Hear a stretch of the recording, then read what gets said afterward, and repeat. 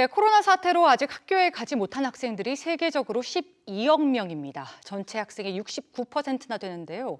기존의 수업 방식을 이어갈 수가 없게 되면서 전 세계 교육 환경도 지각 변동을 맞고 있습니다. 원격 수업 연속 기획, 오늘은 그 마지막 순서로 전문가의 시각으로 들여다본 코로나 이후 우리 교육의 과제를 짚어보겠습니다. 미국 캘리포니아에서 초등교육 과정을 설계하고 있는 임혜진 선생님 자리에 나와 있습니다. 안녕하세요. 네, 안녕하세요. 네, 저는 반갑습니다. 지금 실리콘밸리의 스트래포드 학교에서 이제 원격 교육 설계를 하고 있는 임혜진이라고 합니다. 예, 반갑습니다. 반갑습니다. 자, 지금 임 선생님은 대학 연구원으로 계시면서 또 초등학교 1학년을 가르치는 선생님으로 네. 재직하고 계시는데요. 한국 방송사의 스튜디오에는 어떻게 나오신 건가요? 네, 저는 지금 한국에서 미국 아이들을 이제 100% 원격으로 수업을 진행하고 있습니다. 아, 그러면 휴가 중이신 건가요? 네, 그런 건 아니고 이제 수업을 계속 진행하고 있습니다. 아, 그냥 네. 원격으로 한국에서 가르치고 계시는군요. 네. 자, 그렇다면 모든 수업을 원격으로 하고 있다. 구체적으로 미국의 초등학생은 하루 일과가 어떻게 되는지도 궁금합니다. 네, 저희는 수업을 8시부터 3시까지 진행을 하는데요. 매일 4번의 줌 미팅을 합니다. 그래서 아이들이 읽기나 쓰기, 뭐 수학, 이제 과학, 역사를 집중적으로 가르치고요. 이제 일주일에 2-3번은 뭐 체육이라든지 스페니쉬 그리고 또 이제 컴퓨터도 같이 진행하고 있습니다. 가르치는 수업은 다 이제 정규 교육 과정대로 하는 거다 이런 말씀이시네요. 네. 그럼 미국에서도 초중등 단계의 원격 수업은 제가 알기로는 사실 이례적인 일이라고 알고 있습니다만 처음 결정이 됐을 때 시행착오는 없었는지도 궁금해요. 또 학생이나 학부모들의 반응은 어땠나요? 저희도 굉장히 이례적인 일인데요. 이제 예. 미국 이제 대학에서 온라인 수업은 많이 하지만 이렇게 어린 학생들과 원격 수업이나 온라인 수업은 한 적이 없거든요. 예. 근데 저희가 이제 원격 수업으로 전환할 때 큰 어려움이 없었던 이유가 이제 실리콘밸리다 보니까 아이들이 기기를 소유하고 있었고 지역적 이제 특수성이 또 네. 거기서 한몫했군요. 부모님이 재택근무를 가능하시기 때문에 집에서 지원이 가능했고 또 가장 큰 이유로는 저희는 학기 내내 이제 다양한 온라인 프로그램을 사용해요. 뭐 컴퓨터 수업으로 코딩이나 리서치하는 방법을 가르친다든지 온라인 프로그램 예를 들어서 스탠포드에서 개발한 스마일이라는 프로그램이 있거든요. 예. 그래서 그것을 써서 아이들이 이제 서로 질문하고 탐구하는 그런 이제 창의성 프로그램도 많이 사용하고 있었습니다.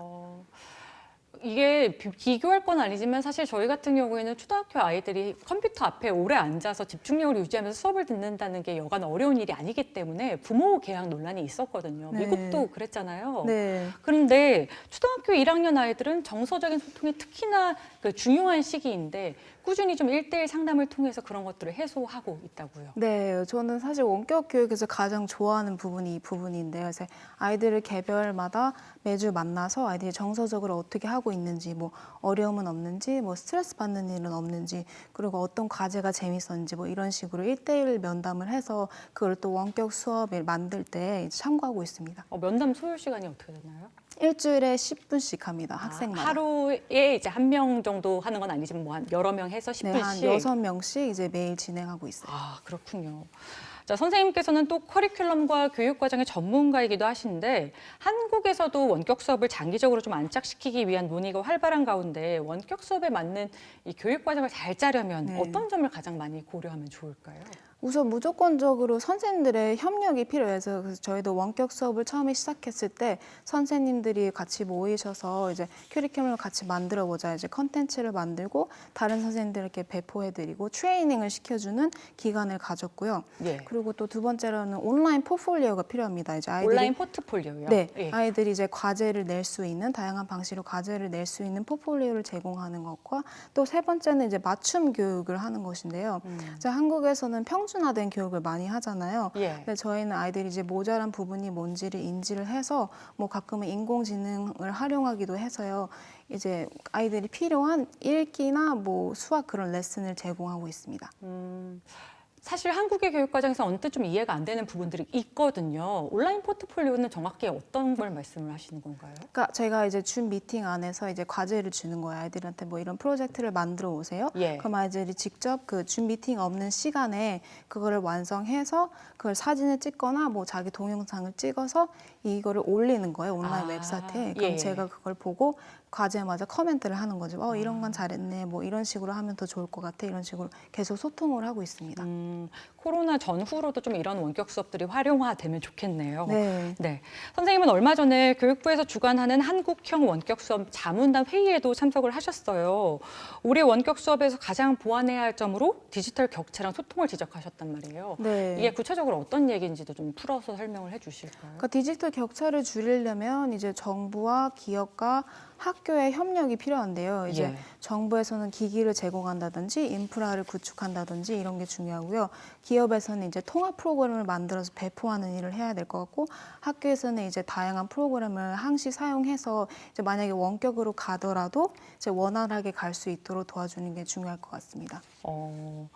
한국과 미국의 환경이 지금 많이 다르긴 합니다만 어찌됐든 원격 수업을 하면서 선생님들의 부담이 늘어난 건 사실이지 않습니까?